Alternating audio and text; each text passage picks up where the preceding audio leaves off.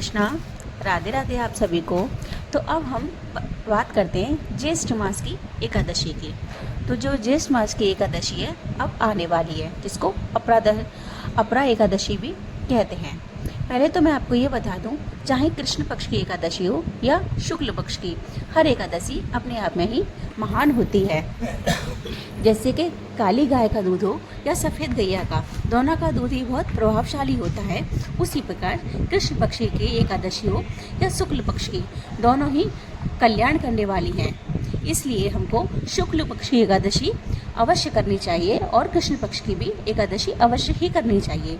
अगर एक एकादशी कर ली तो बस यही बहुत है, ये ठीक बात नहीं है। हमको दोनों पक्षों की एकादशी करनी चाहिए, क्योंकि एकादशी व्रत की महिमा यदि कोई सुन भी लेता है तो उसे विष्णु लोक प्राप्त होता है। और जो एकादशी का व्रत करते हैं उन्हें इस धरती पर दुनिया में कोई भी ऐसा कार्य नहीं है जो उनके लिए असंभव हो, उनको सब कुछ मिल जाता है।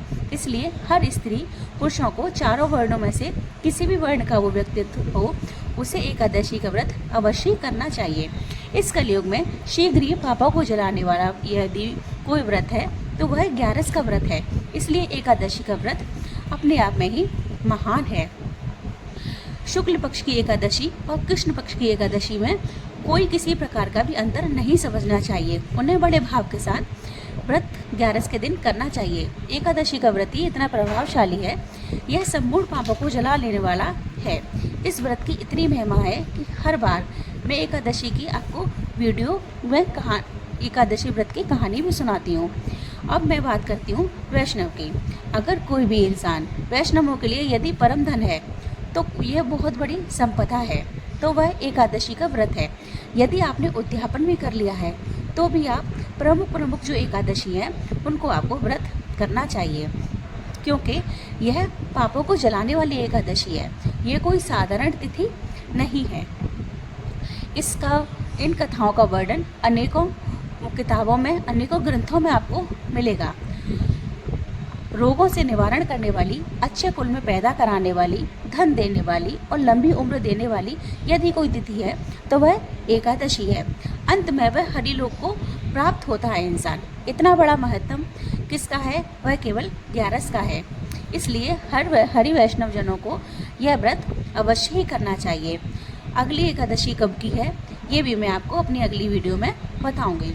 तो जब एकादशी आती है उससे एक दिन पहले हमको एकादशी के पालन शुरू कर देना चाहिए।